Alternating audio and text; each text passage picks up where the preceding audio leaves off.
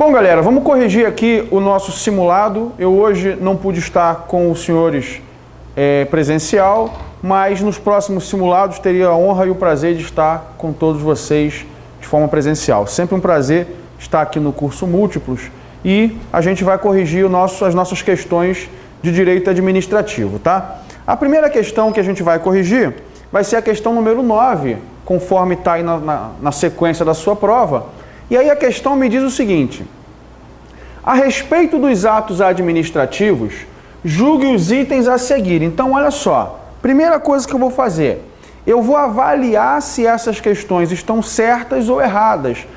Porque, veja só, não adianta eu somente ler e depois olhar o gabarito, olhar as questões e tentar chutar. A gente tem que pensar um pouquinho e também tem que entender por que está errado, né? Por que aquela questão está errada ou por que ela está certa. Então, olha só, no Estado de Direito, a vontade do rei era soberana, podendo a administração exprimir sua vontade diretamente para a ação concreta.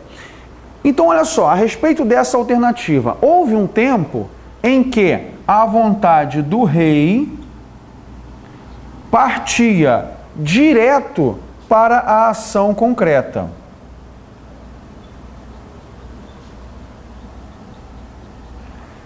E existe um outro momento em que a vontade do rei passa por um ato administrativo para depois ir para a ação concreta. Repare, são dois momentos diferentes. Então eu tenho no primeiro momento, onde o rei tem a vontade soberana, e aí quando eu falo rei, é o poder público, tá? Hoje nós temos o rei, que é o poder público, tá? Como diria Falcão do Rapa, é o monstro invisível que comanda a horda. É esse cara aqui. Então, olha só. Aí eu vou dizer o seguinte, esse estado aqui, onde a vontade do rei passa direto para a ação concreta, é o estado de polícia. E esse estado aqui, onde a vontade do rei passa para o ato administrativo e depois para a ação concreta, esse aqui é o estado de direito. Então, olha só, essa alternativa está me dizendo o seguinte: a respeito dos atos administrativos, então, primeira coisa que eu tenho que saber, no estado de polícia não tem ato administrativo.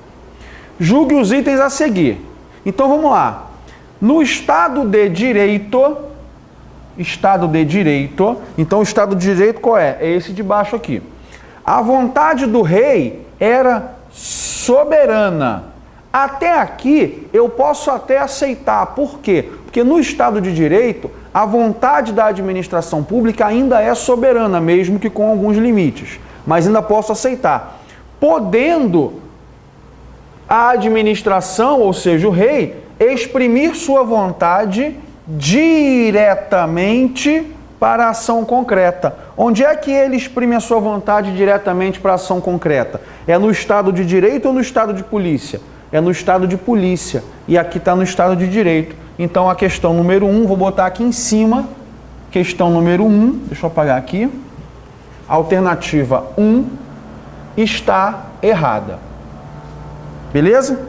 Então vamos apagar aqui para a gente analisar a outra.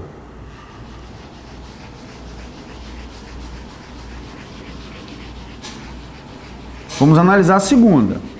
Eu tenho, pessoal, para fazer questão de prova, a gente tem que ir analisando dessa forma, uma a uma, tá? Não adianta simplesmente olhar. É claro, se você consegue olhar e ver onde está o erro já de cara, você marca. Mas se você não consegue, você tem que ir analisando uma por uma, porque às vezes, por causa de uma palavrinha, você cai. Então a número 1 está errada. Número 2. O ato administrativo tem sua manifestação e é expedida no exercício da função administrativa e com caráter infralegal. Vamos ver se ela está certa. O ato administrativo tem sua manifestação expedida. Até aqui está certo. Por quê? Porque o ato administrativo, em regra, ele tem que ser escrito. Eu digo em regra porque tem as exceções, onde pode ser um sinal, por exemplo, pode ser um ato administrativo tácito, mas em regra ele vai ser expedido, ele vai ser explícito, ele vai ser escrito. No exercício da função administrativa, sim, a administração pública ela emite um ato administrativo na intenção de administrar. Beleza, tá certo até aqui. E com caráter infralegal, também tá certo. Por quê? O ato administrativo tem que obedecer à lei. O ato administrativo, ele tem que obedecer o ordenamento jurídico. Beleza? Então eu vou aqui, a 2 está correta. Deixa eu apagar aqui. Aí vamos para 3. Deixa eu até botar aqui.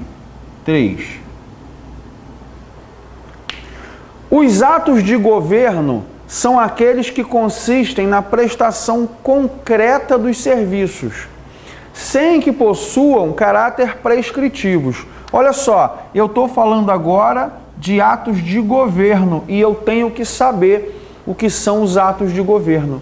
Os atos de governo são aqueles meramente administrativos do governo, por exemplo, a declaração de uma guerra, por exemplo, a decretação de um estado de defesa, a decretação de um estado de necessidade, de um estado de sítio. Isso são atos de governo, tá? São atos administrativos de governo.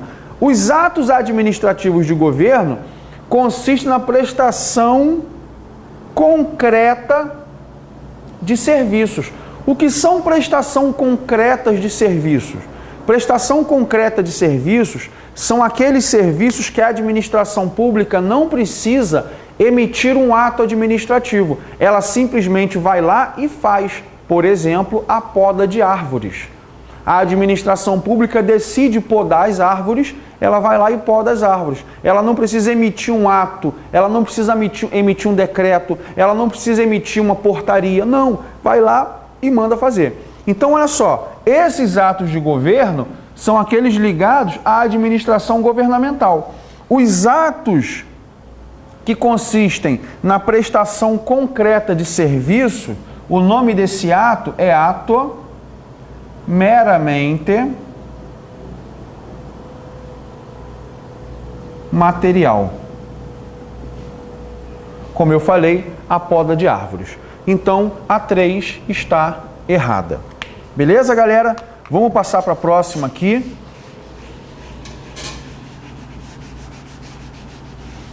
Vamos passar para a próxima.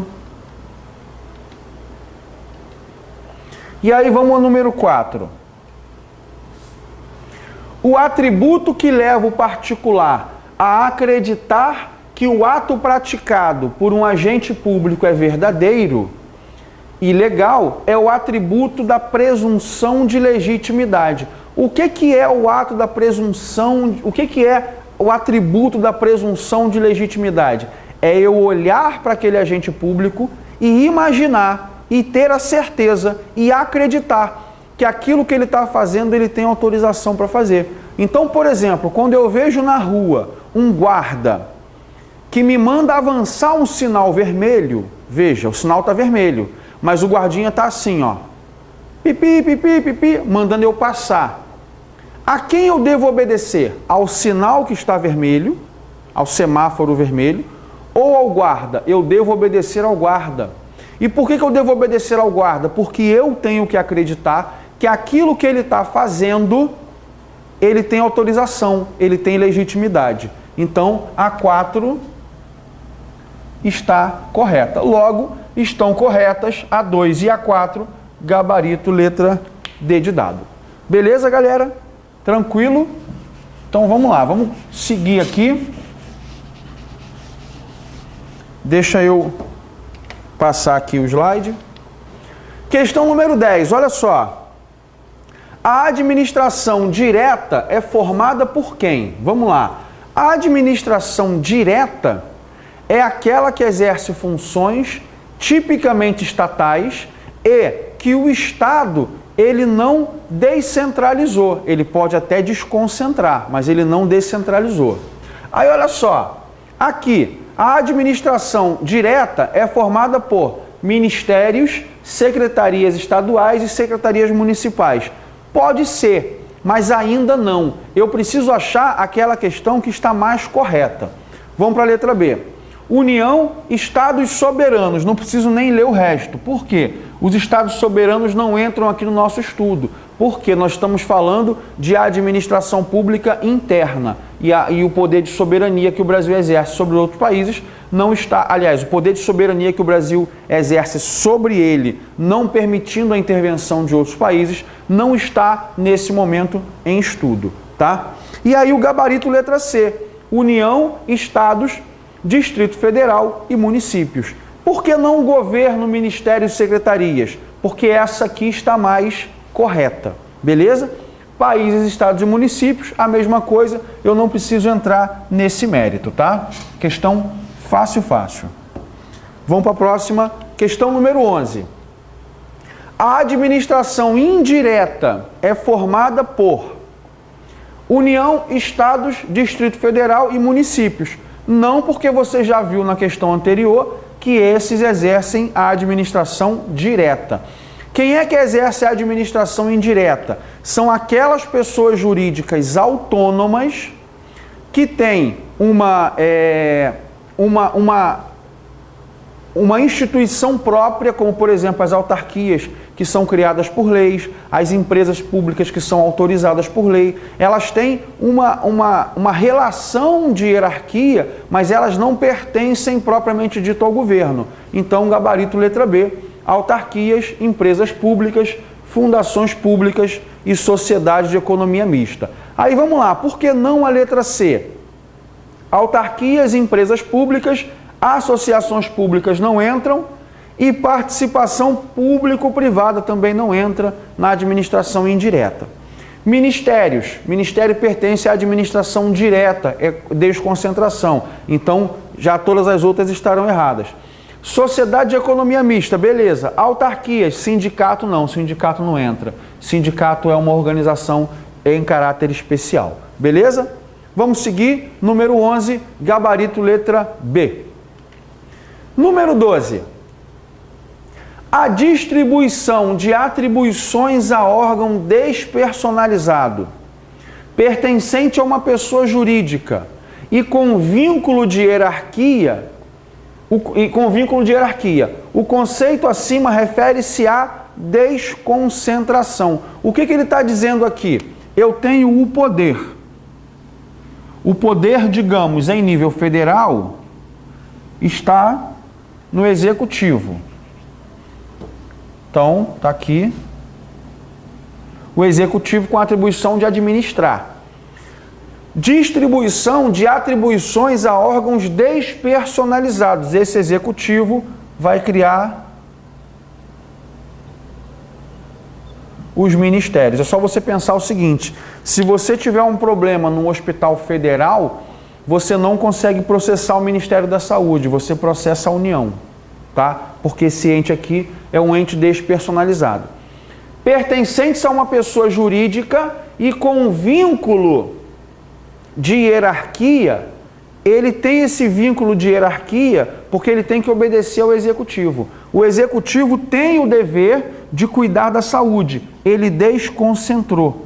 Ele saiu da concentração de poder e criou uma pessoa jurídica. Ele criou um ente despersonalizado que pertence a essa pessoa jurídica. Então, gabarito, letra B de bola. Beleza, galera? E a última questão, número 13. São formas de desconcentração, exceto... Então, olha só, eu quero saber qual é a única forma que não é de desconcentração. Então, vamos lá. Eu posso ter desconcentração territorial? Posso.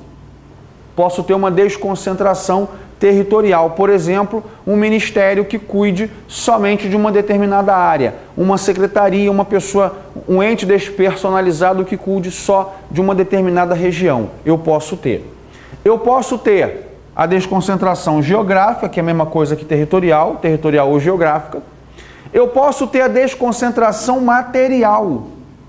eu posso ter a desconcentração material, aquela desconcentração que vai atuar numa determinada área, ou temática. Então, por exemplo, eu tenho Ministério da Educação, é uma desconcentração material ou temática. Ministério da Saúde é uma desconcentração material ou temática. Eu posso ter a desconcentração hierárquica ou funcional. Então eu posso ter, por exemplo, Ministério da Marinha.